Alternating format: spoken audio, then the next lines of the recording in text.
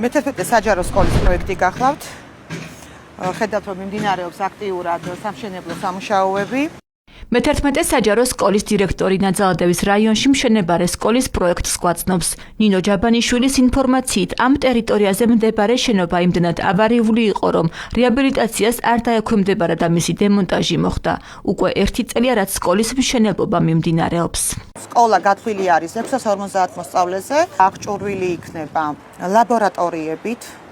ევროპული სტანდარტით შექმნილი ლაბორატორიებით იქნება სპორტული ასევე ევროპულ სტანდარტებზე მორგებული სპორტული დარბაზი და სხვადასხვა სივრცეები, რეკრეაციული ზონაც არის გათვალისწინებული. მშენებლობის დასრულების დროით მე-11 საჯარო სკოლაში 2026 წელი სახელდება, ხოლო მე-10 საჯარო სკოლაში სასწავლო პროცესი 2027 წელს უნდა განახლდეს.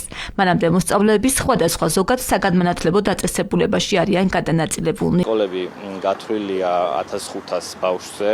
და სრულიად მორგებული იქნება საერთაშორისო სტანდარტებთან, აღჭურვილი იქნება უახლესი ლაბორატორიებით. ნაძალადევის რაიონში ჩვენ გვქონდა სკოლებთან დაკავშირებული პრობლემები.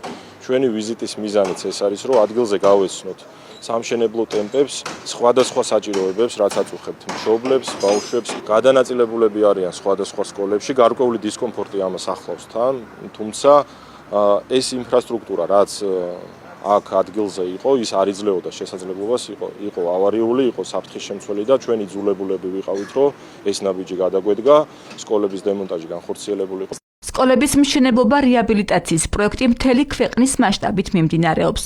ახალ სასწავლო წელს მოსწავლეებს განახლებული ინფრასტრუქტურით 100-მდე საჯარო სკოლა დახვდება.